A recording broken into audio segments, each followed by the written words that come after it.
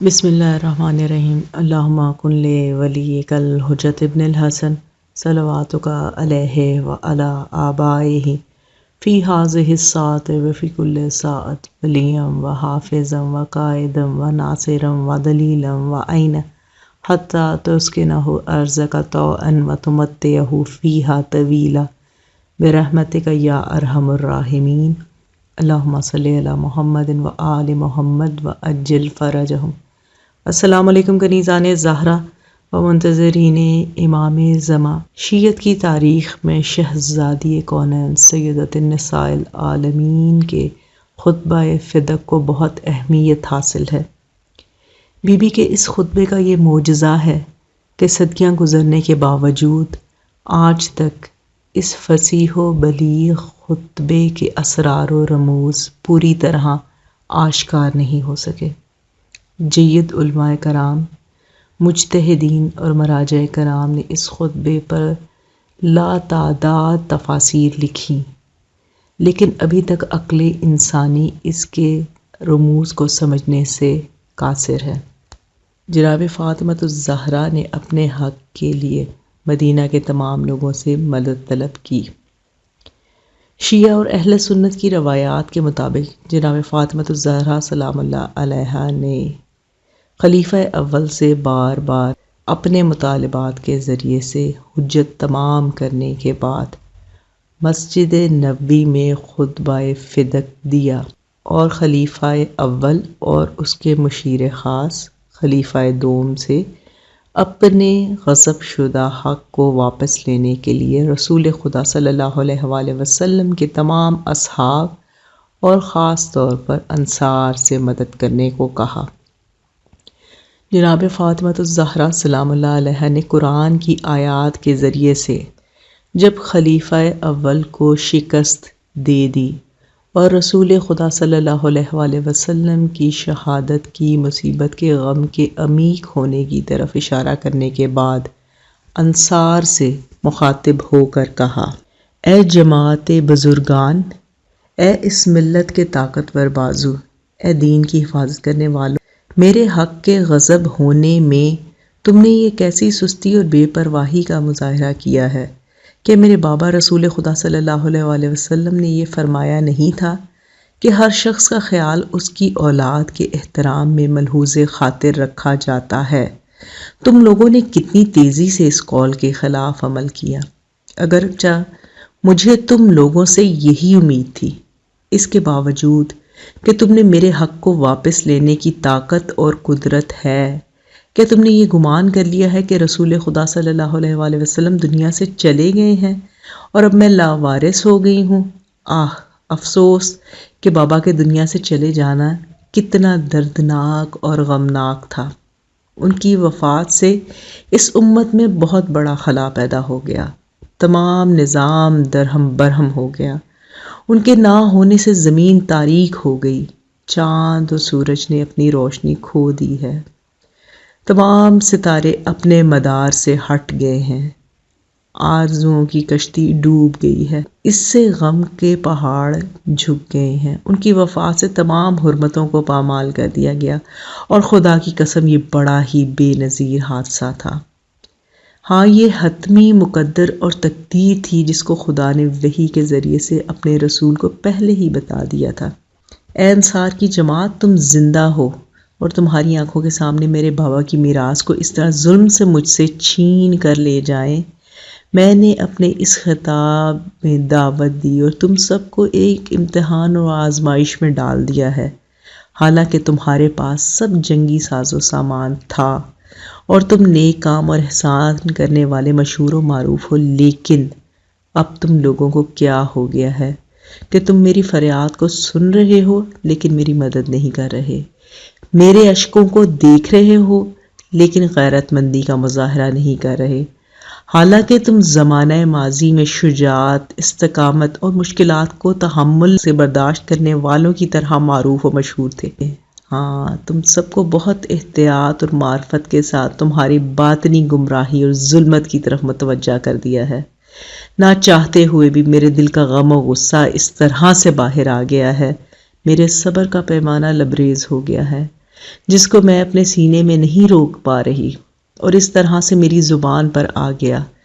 جاؤ میرے غضب شدہ حق کو پامال کر کے لے جاؤ اور خلافت و فدق کی اس سواری کو اپنے ہاتھوں سے رام کرو اور سوار ہو جاؤ اس پر، لیکن یہ ضرور یاد رکھنا اس سواری کے پاؤں اور پشت دونوں زخمی ہیں۔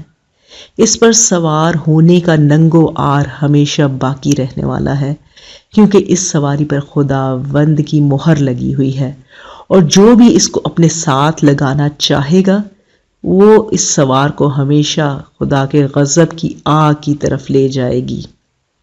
خداوند نے ظالموں کے احاطہ کیا ہوا ہے، بس تم کہاں جا رہے ہو اور کدھر جا رہے ہو؟ غور کرو، میں تمہارے پیغمبر کی بیٹی ہوں، وہ پیغمبر کے جو تمہارے لیے بشیر اور نذیر تھا، اور انہوں نے تمہیں خداوند کے سخت عذاب سے بھی آگاہ کیا تھا۔ لیکن اب جو تمہارا دل ہے کرو، ہم بھی تم سے بدلہ لیں گے، لہٰذا تم بھی اس دن کے منتظر رہو اور ہم بھی اس دن کے ہی منتظر ہیں۔ بی بی کے اس خطبہ فدق کا حوالہ تبرسی میں ہے، علامہ باقر مجلسی نے بہار الانوار میں احاطہ کیا، اور اسی طرح اہل سنت کی بھی کئی مشہور کتب میں ان کا حوالہ دیا گیا، کیونکہ بی بی کا یہ مشہور خطبہ فدق تاریخی لحاظ سے بہت اہمیت کا حامل ہے۔ فدق کے مقدمے کو شہزادی کونین سیدۃ النساء العالمین نے 3 مراحل میں حاکم وقت کے سامنے پیش کیا۔ سب سے پہلا دعویٰ بی بی فاطمہ الزہرا سلام اللہ علیہا نے کیا کہ باغ فدق رسول اکرم صلی اللہ علیہ وآلہ وسلم نے اپنی حیات مبارکہ میں شہزادی کو ہبہ کر دیا تھا۔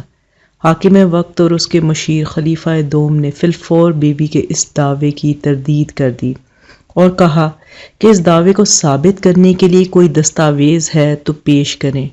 شہزادی کونین نے رسول اکرم صلی اللہ علیہ وآلہ وسلم کا تحریر کردہ قبالہ، جس میں رسول خدا صلی اللہ علیہ وآلہ وسلم نے اپنے ہاتھوں سے باغ فدق کی ملکیت بی بی زہرا کے نام کی تھی، پیش کیا۔ لیکن قربان جائیں وہ بی بی جس کی صداقت، پاکیزگی، عظمت کو نجران کے عیسائیوں نے تسلیم کیا اور مباہلے سے انکار کر دیا۔ یہ کیسے مسلمان تھے جو شہزادی کے تمام دعووں کو مسترد کر رہے تھے؟ بی بی کے پیش کردہ رسول اکرم صلی اللہ علیہ وآلہ وسلم کے تحریر کردہ قبالے کو نہ صرف مسترد کیا گیا، جھٹلایا گیا، بلکہ شیعہ سنی تاریخ کی مستند روایات میں ہے، پھاڑ کر ٹکڑے ٹکڑے کر دیا گیا کہ ہم اس دستاویز کو تسلیم نہیں کرتے، اور شہزادی سے کہا گیا اگر کوئی گواہ ہے جو ان کے دعوے کی تصدیق کرے تو پیش کیے جائیں۔ تو شہزادی نے سب سے پہلے کہا کہ میرے گواہ میرے شوہر امیر المؤمنین امام المتقین علی ابن ابی طالب ہیں۔ حاکم وقت نے کہا ان کی گواہی قبول نہیں، کیونکہ علی مرتضیٰ آپ کے شوہر ہے۔ بی بی نے کہا میرے گواہ میرے دونوں بچے ہیں۔ امام حسن اور امام حسین علیہ السلام کی گواہی کو یہ کہہ کر جھٹلا دیا گیا کہ وہ بچے ہیں اور نابالغ ہیں۔ بی بی نے کہا میری گواہ میری کنیز ام ایمن ہے، تو کہا گیا ان کی گواہی بھی تسلیم نہیں کی جائے گی کیونکہ وہ کنیز ہیں اور عورت ہیں۔ اب بی بی نے باغ فدق کے لیے اپنا دوسرا دعویٰ پیش کیا کہ یہ باغ میرا حق مجھے میراث میں دے دو، کیونکہ میں رسول خدا صلی اللہ علیہ وآلہ وسلم کی اکلوتی بیٹی ہوں، مجھے میرا حق میراث میں دے دو۔ لیکن جواب میں ایک جھوٹی من گھڑت حدیث پیش کی گئی کہ انبیاء کا کوئی وارث نہیں ہوتا۔ شہزادی کونین سیدۃ النساء العالمین نے قرآنی آیات کا حوالہ دے کر کہا کہ یہ کون سی من گھڑت حدیث ہے۔ بی بی نے نہایت جلال میں خلیفہ اول کو مخاطب کرتے ہوئے کہا اے ابو قحافہ، میں کس بدعت کا اضافہ کر رہا ہے کہ تو اپنے باپ کا وارث ہو سکتا ہے، لیکن میں اپنے والد کی وارث نہیں ہوں۔ اور اس کے بعد بی بی نے حدیث کو یہ تردید کی کہ کوئی بھی ایسی حدیث جو قرآن سے منافی ہو، قرآن کے احکامات کی تردید کرتی ہو، وہ جھوٹی اور گھڑی ہوئی حدیث مسترد کی جاتی ہے۔ لیکن تمام حقیقت کو جاننے کے باوجود بی بی کے اس دعوے کو بھی نہیں مانا گیا کہ باغ فدق کو ان کو وراثت میں دے دیا جائے۔ اب بی بی نے تیسرا اور آخری دعویٰ کیا کہ میرا حق خمس سمجھ کر مجھے دے دو کیونکہ میں سیدانی ہوں۔ لیکن کنیزان زہرا و منتظرین امام زمان بی بی کے یہ تینوں دعوے جھٹلا دیے گئے اور کہا گیا کہ ہم آپ کے ان تینوں دعووں کو تسلیم نہیں کرتے، اور ہم کیونکہ یہ باغ فدق ہماری ملکیت ہے، ہمارے پاس ہے، ہم اہل بیت کو نہیں دیں گے۔ جب خمس کا بھی انکار کر دیا گیا تو پھر میری شہزادی نے کوئی بات نہیں کی۔ جناب سیدہ کو جس بات کی اذیت زندگی کے آخری سانس تک رہی اور اس کوڑے کے زخم کی تکلیف سے زیادہ وہ اذیت ناک تھی کہ بی بی کو جھٹلایا گیا۔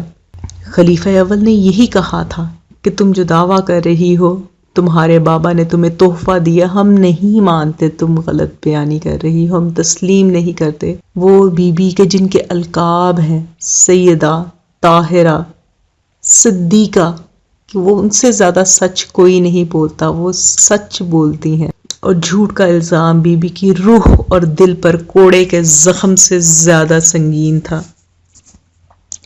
کنیزان زہرا و منتظرین امام زمان، یہ تھے کچھ حقائق جو باغ فدق کے خطبے سے منسوب ہیں، اور اس خطبے کو چھپانے کی بارہا کوشش کی جاتی ہے، ان حقائق کو چھپانے کی کوشش کی جاتی ہے تاکہ جو مصلحت کے پردے پڑے ہوئے ہیں وہ ویسے ہی پڑے رہیں۔ تاریخ پہ جو مصلحت کے پردے ڈالے گئے ہیں کچھ شخصیات کو بچانے کے لیے، لیکن بے شک ہم منتظر ہیں اس منتقم کے کہ جو آئے گا اور انشاءاللہ تمام ناانصافیوں کا بدلہ لے گا۔ ہم منتظر ہیں اس امام کے جس کے دور میں ہم سانس لے رہے ہیں، جس کی حکومت ہماری سانسوں پہ ہے۔ پروردگارہ اس امام کے ظہور میں تعجیل کر، اور تمام قاتلان محمد و آل محمد سے روز اول سے لے کے روز آخر تک جو ظلم دیا گیا، جو ظلم کرنے والے سے، ہر ظالم سے آ کر بدلہ لیں، اور حق زہرا چھین لینے والوں سے بدلہ لیں۔ منتقم آل محمد کے ظہور میں تعجیل ہو۔ پروردگارہ ہمیں اذن ہو کہ جب ان کا ظہور ہو ہم اپنی قبروں سے اٹھ کر بھی انہیں لبیک کہیں۔ بے شک تو ہی تمام دعاؤں کو سننے اور قبول کرنے والا ہے۔ اللہم صلی علی محمد و آل محمد وعجل فرجہم۔